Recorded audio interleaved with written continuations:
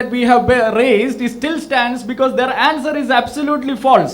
ஏனென்று நாங்கள் எழுப்பினதான அத்தனை கேள்விகளும் இன்னும் பதிலளிக்கப்படாமல் இருக்கிறது. ஏனென்று சொன்னால் அவர்கள் சொன்ன பதில் எல்லாமே முற்றிலும் தவறான பதில்கள். So we proved that Quran is false in its first claim. நாங்கள் முதல் எங்களுடைய வாதத்திலே சொன்னோம் குரான் தனக்கென்று ஏற்படுத்தின அந்த முதல் வாதத்திலே குரான் தோற்றுவிட்டது. Then based on Surah chapter 463 we said that Quran claims that it has revealed the revelation like it has given to the former prophets, and we said it is false.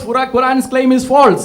அடுத்ததான இந்த குரான் வசனத்தின் அடிப்படையில் நாங்கள் சொன்னோம் முன்னே உள்ளதான நபிமார்களுக்கு கொடுத்ததான வகிகளை போல உமக்கும் வகி கொடுத்திருக்கிறோம் என்று குரான் சொல்லுகிறது.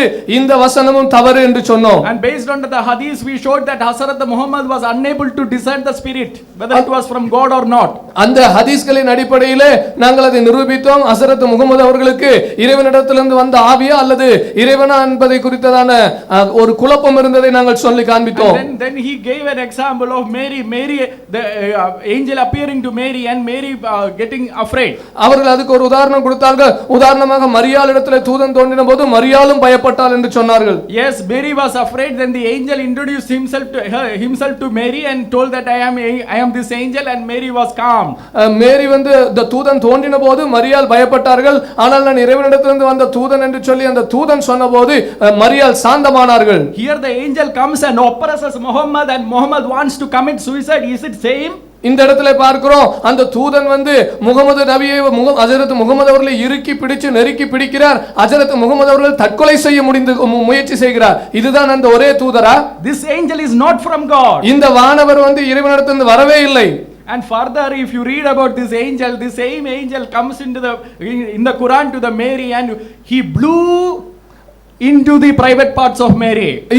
இதே வானவரை பற்றி நீங்கள் வாசிக்கலாம். இந்த வானவர் மரியமிடத்திலே வந்து குர்ஆனிலே மரியமுடைய அந்த மர்ம உறுப்பிலே ஊதினார் என்று சொல்லி பார்க்கிறோம். சூரா 66:12 சூரா 66:12. இன்னும் இம்ரானுடைய மகள் மரியமை விசுவாசிகளுக்கு உதாரணமாக அல்லாஹ் கூறுகிறான்.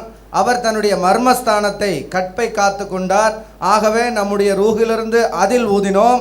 அவர் தன் இரட்சகனின் வார்த்தைகளையும் அவனின் வேதங்களையும் உண்மையாக்கி வைத்தார். முற்றிலும் கீழ்ப்படிந்தவர்கள் உள்ளவர்களாக அவர் இருந்தார். This is from the Holy Quran. இதுதான் பரிசுத்த குர்ஆனிலிருந்து பார்க்கிற காரியம். Further, this is not the angel that the angel appears in the Bible. வேதாகம தீர்க்கதரிசிகளுக்கு தோன்றின வானவர் இது அல்லவே அல்ல. And further we proved that Hazrat Muhammad when his prophetic career he was under the magic spell.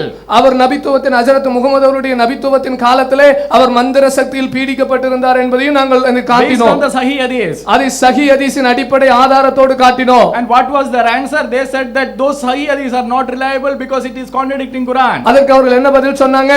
அந்த சஹீஹ் ஹதீஸ் எல்லாம் வந்து சரியானது அல்ல, ஏனென்றால் அது குர்ஆனுக்கு முரண்படுகிறது என்று சொன்னார்கள். And we further asked, then when Quran was given by Muhammad and Muhammad was under the magic spell, why will we trust more Quran then? We will trust more the Hadith. நாங்கள் சொன்னோம் ஹஸரத் முகமது அவர்கள் மந்திர சக்தியில பீடிக்கப்பட்டிருக்கும் போது அவருக்கு வகி வெளிப்பாடு இறங்கி இருக்கிறது என்று சொன்னால் அந்த குர்ஆனை நம்புவதை பார்க்கலாம் இந்த சம்பவங்களை சொல்லி இருக்கிற ஹதீஸை நம்ப வேண்டியதுதான் அதிகமாக. And then they further denied the Hadith, saying that we assume that some of them are unreliable. Your assumptions have no meaning here. அவர்கள் சொன்னாங்க அதிலே இருக்கிறவர்கள் நம்பிக்கை அந்த சஹீஹ் ஹதீஸிலிருந்து சொல்லப்பட்டவர்கள் நம்பிக்கைக்கு உகந்தவர்கள் அல்ல என்று நாங்கள் நினைக்கிறோம் என்று சொன்னார்கள். உங்களுடைய நினைவுக்கும் சிந்தைக்கும் இங்க மதிப்பே கிடையாது. You assume about Bible, you assume about Quran, you assume about Hadith. Your assumptions have no value here. நீங்க பைபிளை பற்றி சிந்திக்கிறீங்க, குர்ஆனை பற்றி சிந்திக்கிறீங்க, ஹதீஸை பற்றி சிந்திக்கிறீங்க, அதுல ஒரு மதிப்பே கிடையாது. So have they answered until now? They haven't answered. They are pretending they are reading the question and they are just saying something thinking that people will go back thinking that they have answered. They haven't answered a single question. அது இதுவரைக்கும் அவர்கள் பதில் சொன்னார்களா? இல்லவே இல்லை. கேள்விகளை திரும்ப வாசிச்சிட்டு எதையோ ஒன்னு சொல்லிட்டு ஜனங்களுக்கு இருந்து நம்ம கேள்விக்கு பதில் சொல்லிட்டோம் புரிஞ்சிட்டு போவாங்க நினைச்சிட்டு இருக்காங்க. Further we proved that Hazrat Muhammad received satanic revelation. மீண்டுமாக சொன்னா ஹஸரத் முகமது சாத்தானிய வெளிப்பாடுகளை பெற்றுக்கொண்டார் என்று சொன்னோம். And then he said he has written a rebuttal long time back about Salman Rushdie's satanic revelation. அவர் சொன்னார் சல்மான் ருஷ்டி இந்த சாத்தானின் கவிதைகள் எழுதுறதுக்கு நாங்க ரொம்ப காலத்துக்கு முன்னாடியே பதில் கொடுத்துட்டோம் என்று சொன்னார்கள். We will also write a rebuttal to Salman Rushdie's satanic revelation. Who cares about such novels?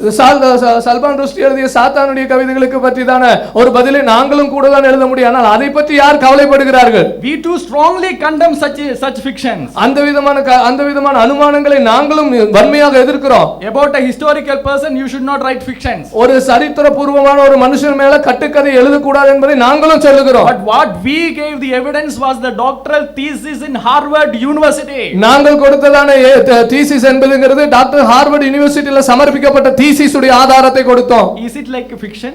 இது என்ன உங்களுக்கு எழுதப்பட்ட கட்டுக்கதையா? They haven't still answered, and in fact they have misquoted my brother. அவர்கள் இன்னும் அதற்கான பதிலை கொடுக்கவில்லை. எங்களுடைய சகோதரரையும் அதற்காக அவர்கள் தவறாக குறிப்பிட்டார்கள். They said that my brother said that some of the narrators were wrong. My brother did not say. My brother said you will come back and say that some of the narrators were wrong. என்னுடைய அவர் சொன்னார், அந்த சகோதரர்கள் சில narrators சொன்னவர்கள் அறிவிப்பாளர்கள் தவறு என்று சொன்னார்கள். அவர் அறிவிப்பாளர்களை பற்றி சொல்லவில்லை, இந்த அறிவிப்பாளர்கள் தவறு என்று நீங்கள் சொல்லுவீர்கள் என்று சொன்னார். And then they came with an example saying that Jesus was also tempted by Satan. அதற்கு அவர்கள் உதாரணத்தை கொண்டு வந்தார்கள். இயேசுவும் சாத்தானாலே சோதிக்கப்பட்டார்.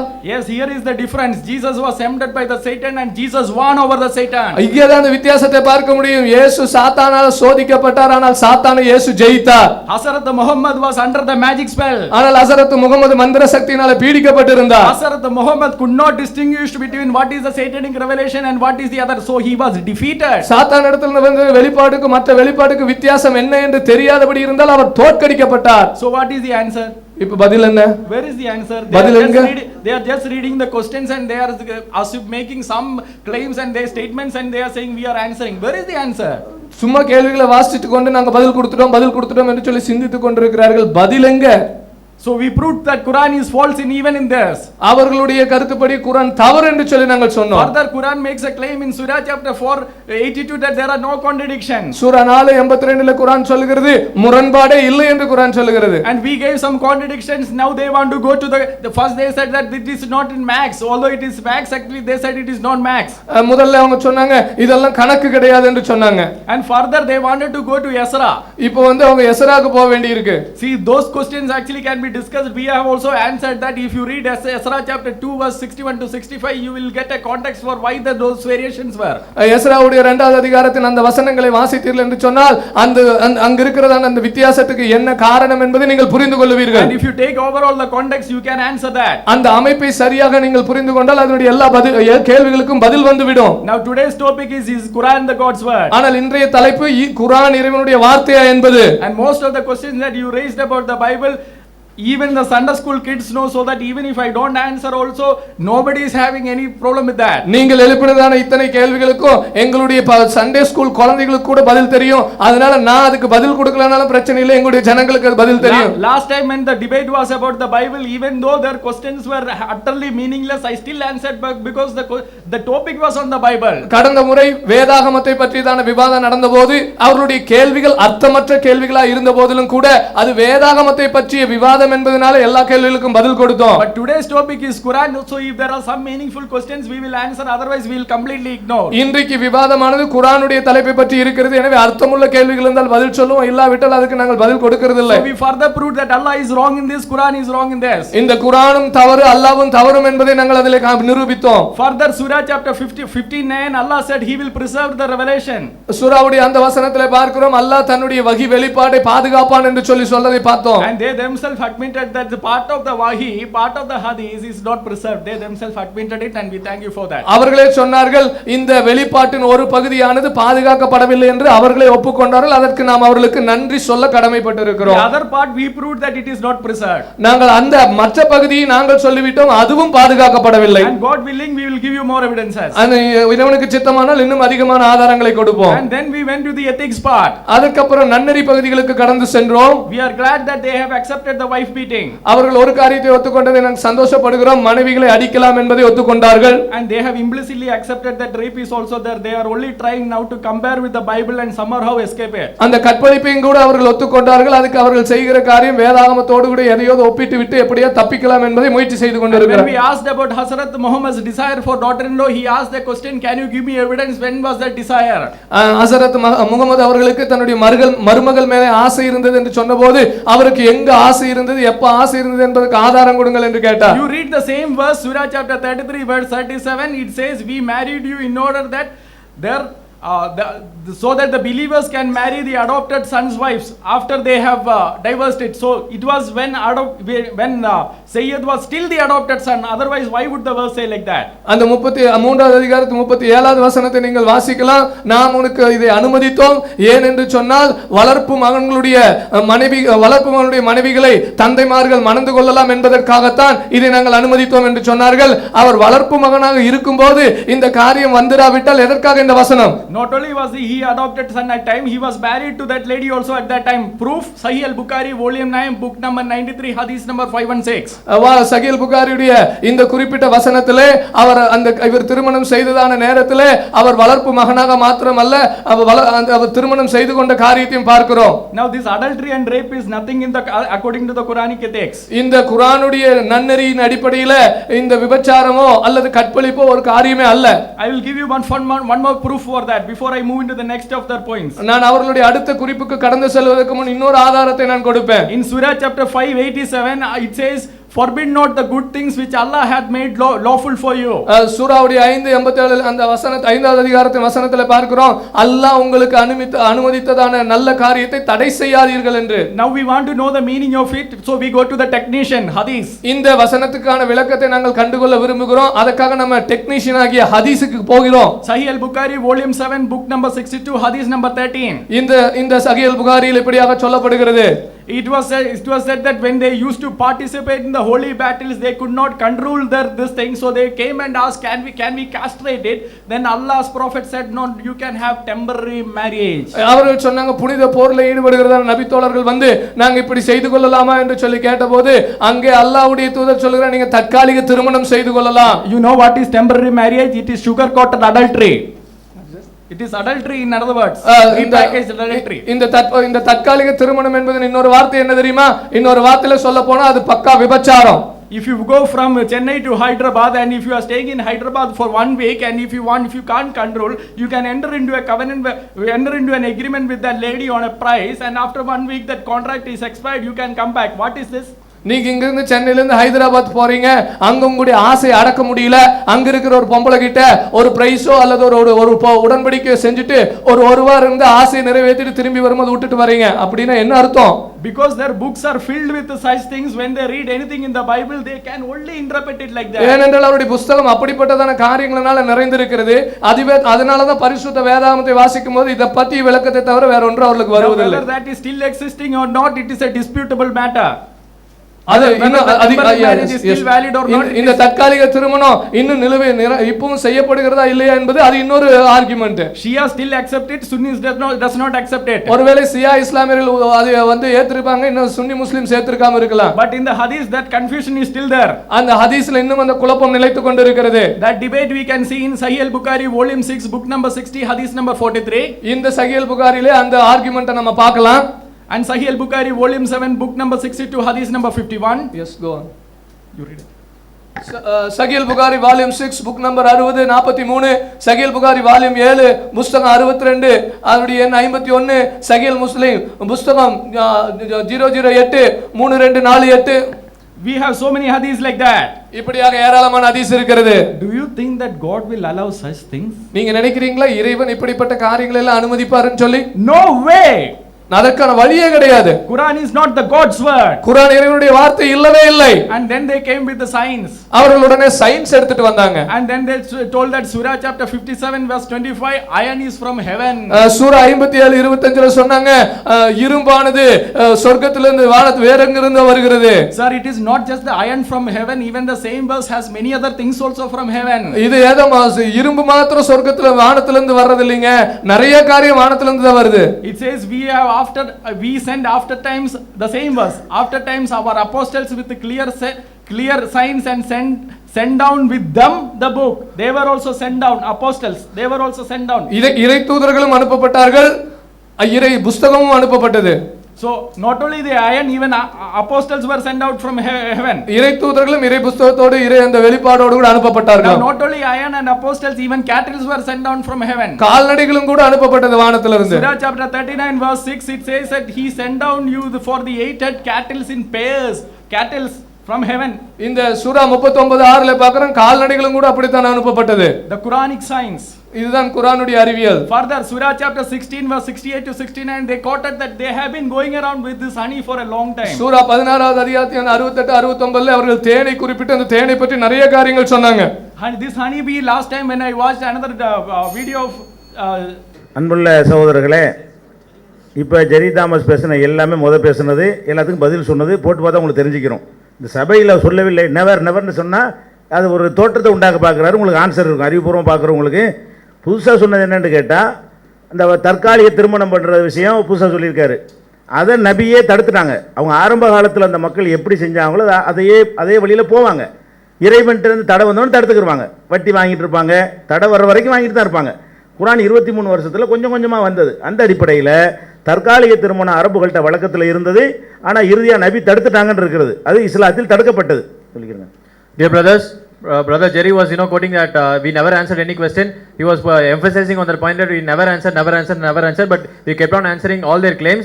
And also they talked about temporary marriage. Temporary marriage is one thing which has already been prohibited. Initially it was allowed to do for the Arabs, and later on Prophet Muhammad sallallahu alaihi wasallam have abandoned doing this temporary marriage. அடுத்ததாக அந்த சாத்தானின் வசனங்களுக்கு ஆதாரம் வச்சா சொன்னாங்க, ஒழுங்கா வச்சு எந்த நூலில் வருதுன்னு எடுத்து வைங்க சொன்னா பின்னாடி உட்காந்துட்டாரு. அதுக்கு பதில் சொல்லலைங்கிறாரு. Similarly for that satanic verses, right, we asked them the proof from Ibn Hishaq and all that. He's showing some thesis whatever is presented. I wanted the book, at least give me the translation of the Arabic. அடுத்ததாக விட்ட அந்த முரண்பாடுகளுக்கு போய்கிட்டு இருக்கிறேன். ஏன்னா time குறைவாக இருக்கிறது. இருக்கிற அமர்வு ஒன்று 2 தான் இருக்கிறது. அதுக்குள்ளதையும் முடிக்கணும். அப்போ தாய்மார்கள் எத்தனைன்னு கேட்குறாரு. 3 தாய்க்கு 3 அர்த்தம். மாமாங்கிறோம். மாமாண்டா என்ன? தகப்பனுடைய தங்கச்சியை மாமான்னு சொல்லுவோம். பொண்ணு கொடுத்தவரை மாமாம்போம். 2ஆம் நம்பர் வேலை பார்க்குறவங்க கூட மாமான்னு சொல்லுவோம். 3 ஒரே அர்த்தமாகுமா? அவனை பிடிச்சி மாமானாலும் இவனை மாமான்னு ஒரே அர்த்தமாகுமா? தாய் என்ன? பெத்த தாய், பால் ஊட்டின தாய், அதுக்குரிய செக்ஷன் மட்டும் இதில் வரும். அது மாதிரி நபியுடைய தாய்ங்கிறது 3 வேறு சட்டங்கள்லாம் வேறு. ஆனால் மத்தேயுல என்ன செய்கிறீங்க? ஒரே அர்த்தத்திலேயே தாய் நிறைய இருக்கலாங்கிறீங்க. மத்தேயுல 19:29 நீ கர்த்தருக்காக வேண்டி உன் மனைவியை விட்டுட்டு போனால் 100 மனைவியை நான் தருவேன், 100 மனைவியை தருவேன். மனைவியே 100 தாயை தருவேன். 100 மனைவியை தரலாம், பிரச்சனை இல்லை. 100 தாயையும் தருவேன். 100 தாய் இருக்க முடியுமா?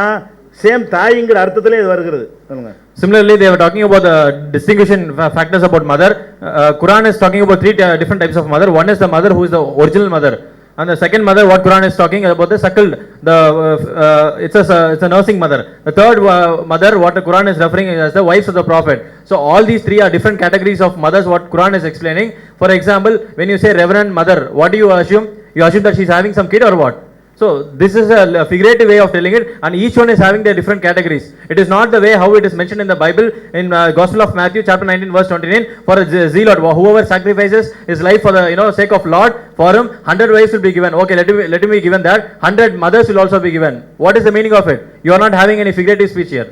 அடுத்து 7:187 வசனத்தில் மோசே காலத்துடைய மோசே இடத்துல தௌராத்து இஞ்சில் இருந்ததுன்னு குரான் சொல்லுதான். குரானில் மோசேகிட்ட தௌராத்தும் இருந்தது, இஞ்சிலும் இருந்தது, இயேசுவை பற்றின செய்தி இருந்ததுன்னு வரலாற்று பிழைய குரான் சொல்லுதுங்கிறாரு. மோசேண்டாங்க இருக்குது. அந்நபியில் உம்மியான நபி முகமது நபியை பற்றி அது சொல்லுது. மோசே எழுத படிக்க தெரிந்தவர், அவருக்கு எழுத்து வடிவில் தான் புக்காக கொடுக்கப்பட்டதுன்னு குரான் சொல்லுகிறது. அப்போ மோசையை பற்றி அவர் எழுத படிக்க தெரிந்தவர் என்று குரான் சொல்லுகிறது. இதில் எழுத படிக்க தெரியாத அப்படிங்கிற அந்நபியில் எழுத படிக்க தெரியாத ஒரு இவருக்கு இறக்கப்பட்டிருக்குன்னு முகமது நபியை சொல்லுது. முகமது நபிகிட்ட தௌராத் இஞ்சில சொன்னால் என்ன மிஸ்டேக், என்ன சரித்திர பிழை, அது விளங்காம சொல்றாங்க. ஒழுங்கா அந்த வசனத்தை படிங்க. He is quoting another historical blunder, so-called historical blunder from the Quran, that in Surah 7 verse 187 he is telling that Quran is talking about Moses having Torah and Injil. It is not talking about Moses there. It is clearly mentioned that an-nabi ummi, the illiterate prophet. As per Islamic belief, Moses was a literate prophet, and Prophet Muhammad sallallahu alaihi wasallam is illiterate. So this verse is referring to Prophet Muhammad sallallahu alaihi wasallam and not Moses. Torah and Injil was existing. அடுத்து ஆது கூட்டம் அழிக்கப்பட்டது 1 நாளிலா 7 நாளிலா பல நாளிலா என்று ஒரு கேள்வி இருக்கு. 3 விதமாக குரானில் இருக்குதான். அது 54:19 1 நாளில் அழிச்சதா சொல்கிறான். 41:6 சில நாட்கள்னு வருது. அது 3 வரை செஞ்சுக்கிட்டாரு. அப்படி இல்லை இதில். அப்புறம் 7 நாள் என்று 69:7 இருக்குது. முரண்படுது. எவ்வளோ நாள் அழிச்சான்? ஒன்று தான் உண்மையாக இருக்க முடியும் அப்படிங்கிறாங்க. இது ஒரு சாதாரண ஒரு ஒரு பொதுமக்களே புரியக்கூடிய ஒரு விஷயம். ஒரு காரியம் துவங்கி முடிகிறதுக்கு சில லாங் டைம் எடுக்கும். அப்படி எடுக்கக்கூடிய நேரத்தில் ஆரம்பித்ததை வச்சு ஒரு நாள் அனுப்பினோம் அப்படின்னு சொல்லுவோம். ட்ரெயினில் போகிறோம், வெள்ளிக்கிழமை நான் ஒரு நாள் பிரயாணம் பண்ணேன்னு சொல்லலாம், ஒரு வாரம் போனேன்னு சொல்லலாம். டெல்லிக்கு போகிறதுக்கு ஒரு நாள் பிரயாணம் பண்ணேன், ஒரு நாள் டெல்லிக்கு பிரயாணம் பண்ணேன்னு சொல்லலாம். போய் சேர்றதுக்கு ஒரு வாரம் எடுக்கும்ல, அதை கவனத்தில் கொண்டு ஒரு வாரம் போனேன்னு சொல்லலாம். சாதாரண நடையில் உள்ள ஒரு விஷயங்களை எல்லாம் ஒரு வாரம் அளிக்கப்படும், ஒரு நாள் வருது அந்த வேதனை, அது நீடிப்பு வந்து அதிகமாக எடுக்கிறது. இதெல்லாம் சாதாரணமாக புரிந்து கொள்ளக்கூடிய விஷயம் தான். Similarly, they say that they're asking that there is a numerical contradiction in Quran that in when Allah is describing about destroying the Ad community, He's telling in 54:19 that they were destroyed in 1 day, in 41:6 that they were destroyed in 7 days, and in 69:7 they were destroyed for 8 days. So He's asking us, no, in 41:6 it is a plural, they were destroyed in 2 days. So He's giving He's giving a meaning it as 3 days. So now their question is whether Allah destroyed them in 1 day, 3 days or 7 days. The answer is very simple. When you're doing something, the first verse is talking about the beginning of the act, and totally it took 7 days. So there is no confusion in that. For example, if I say brother Jerry is traveling to Jerusalem to falsify Bible, if he started today and tomorrow he reached, I'll just say the journey date. Today he started, he might reach tomorrow. You might not come to me and ask where he reached tomorrow, right? That is as simple as that. அடுத்ததாக அவர் சொன்ன முரண்பாடு அனைத்துக்கும் நம்ம பதில் சொல்லிட்டோம். முரண்பாடுன்னு வச்சதுக்கு அப்புறம் பதில் சொல்லிட்டோம். அடுத்ததாக என்ன கேட்குறாங்கன்னா, குரானில் வந்து பாதுகாக்கப்படலை, பலர் பல விதமாக ஓதியிருக்கிறாங்க, அது மாத்திரமா பல விதமாக எழுதியிருக்கிறாங்கன்னு கூட சொல்லுவாங்க, எடுத்து வைப்பாங்க. முதல் விஷயத்தை விளங்கி கொள்ள வேண்டும், குரான் பாதுகாக்கப்பட்டு இருக்கிறது. குரான்டா என்ன, இது பாதுகாக்கப்படுறா என்ன என்பதை குரானிலிருந்து என்ன செய்யணும் விளங்க வேண்டும். குரானை பொறுத்த வரைக்கும் ஒரு புக்காக எழுதி அல்ல டெய்லி ஒரு பேப்பராக கொண்டு வந்து முகமது நபிகிட்ட கொடுக்கப்படலை. குரான் பேப்பராக வந்தால் வந்தது தான் குரான், பேப்பராக வந்தால் பேப்பரை பாதுகாக்கணும். முகமது நபிக்கு அது பேப்பராக வரவில்லை, எழுதி வரவில்லை, தோளில் வரவில்லை. அவருக்கு எப்படி வருகிறது என்று சொன்னால் ஒளி வடிவமாகத்தான் வருகிறது. ஒளி வடிவமாக வந்ததை மனப்பாடம் பண்ணி கொண்டார். குரான் என்பது வந்து அந்த ஓசை தான், அந்த ஒளி தான் குரானை தவிர எழுத்துங்கிறது கிடையாது. இது அடிப்படையை நீங்கள் விளங்கிக்கிறோம். உங்களுக்கு எல்லாருக்குமே தெரியும், முகமது நபிக்கு எழுதவும் தெரியாது, படிக்கவும் தெரியாது. அப்போ அது இறைவன் எங்கே பாதுகாக்கிறா குரான் சொல்கிறான், குரானில் பாதுகாக்கிறோன்னு மட்டும் சொல்லலை, எங்கே பாதுகாக்கிறோம் என்று சொன்னால் தில்க ஆயாத்துன் ஃபி சுதூர் இல்லது ஊத்துல் இல்ம 29வது அத்தியாயத்தில் 49வது வசனத்தில் இந்த திருக்குரான் வந்து கல்வி கொடுக்கப்பட்ட நன்மக்களுடைய உள்ளங்களிலே பாதுகாக்கப்படுகிறது. குரான் எங்கே பாதுகாக்கப்படுகிறதுனா உள்ளங்களில் பாதுகாக்கப்படுகிறது. உள்ளங்களில் பாதுகாக்கப்படுவதுனா என்ன அர்த்தம்? முகமது நபி மனப்பாடம் பண்ணினார்கள், ஏராளமான தோழர்கள் மனப்பாடம் பண்ணினார்கள், அவர்களிடமிருந்து ஏராளமான தோழர்கள் மனப்பாடம் பண்ணினார்கள், அவர்களிடமிருந்து ஏராளமான தோழர்கள் மனப்பாடம் பண்ணினார்கள். இன்றைக்கு தேதிக்கு அந்த சங்கிலி தொடராக எடுத்துக்கொண்டீர்களே ஆனால் லட்சோப லட்சம் சகோதரர்கள் வந்து குரானை மனப்பாடம் செய்திருக்கிறார்கள். அப்படி மனப்பாடம் செய்வது தான் எங்களுக்கு மூலப்பிரதி. இப்போ லட்சம் பேர் மனப்பாடம் பண்ணுறதுக்கு மாற்றமாக ஒருவரோ இருவரோ சொன்னாரேயானால் அதை நீங்கள் எப்படி எடுத்துக்கொள்வீர்கள்? ஒருவர் இருவர்கிட்ட மிஸ்டேக் வந்திருக்கு, அதிகமான பேர் மனப்பாடம் சொல்கிறோம், 10 பேர் மனப்பாடம் பண்ண சொல்கிறோம் திருக்குறளை, அப்போ 100 பேர் மனப்பாடம் பண்ணிட்டாங்க, 99 பேர் ஒரு மாதிரியாக சொல்கிறான், ஒரே ஒருத்தன் மிஸ்டேக்காக பண்ணுனா அதனால பாதுகாக்கப்படலன்றக்கூடாது. அந்த ஒருத்தன் தப்பாக மனப்பாடம் பண்ணிங்க, ஒருத்தன் பிழை ஏற்படலாம். குரானை பொறுத்த வரைக்கும் நீங்கள் சொன்ன மாதிரி ஒருத்தர் ஓதிருப்பார், 2 பேர் ஓதிருப்பாங்க, அதன்படி எங்களுக்கு வரலையே, சங்கிலி தொடர வந்துக்கிட்டு இருக்குதே. இங்கேருந்து அந்த இருக்கார் குரானை மனப்பாடம் பண்ண ஒரு அல்தாபி இருக்கிறாரு, குரானை மனப்பாடம் பண்ணுறது மக்கள்கிட்ட இருக்கிறாங்க. எந்த ஒரு வசனத்தையாக கேளுங்க, குரான் இல்லாமல் இட்டுக்கட்டி சொல்லுங்கள், குரான் இல்லைன்னு நாங்கள் நிங்கனே சொல்லிடுவோம், புஸ்தகத்தை பார்க்காம சொல்லுவோம். குரானில் உள்ள ஒன்றை இல்லைன்னு சொன்னாலும் குரான்னு சொல்லிவிடுவோம், குரானில் இல்லாத ஒன்றை நீங்கள் சேர்த்தாலும் சொல்லிவிடுவோம். அவர் அப்படி ஓதினார், இவர் இப்படி ஓதிருக்கலாம், பல பேர் பல மாதிரி ஓதிருக்கலாம். எங்களுக்கு உள்ளத்தில் பாதுகாக்கப்பட்டு சங்கிலி தொடராக வர்றதற்கு அதுதான் எங்களுக்கு ஆதாரம். இது முதல்ல பதிவு பண்றோம். They were asking about the preservation of Quran. Initially they should understand that is the basic fundamental. So I'll take a little more time. So the fundamental of understanding this is because when you say it has been preserved, it is preserved in the form in which it was revealed. It was not given as a book. It was given in the form of in the form of vocally it was revealed. When it was vocally revealed, the best means of preserving it is vocally. So that is what it has been preserved in the hearts of millions of Muslims. That is what is mentioned in the Quran, that it is preserved in the hearts of those who are educated. So that is the proof that we have, and they are showing us 1 or 2% recited it differently.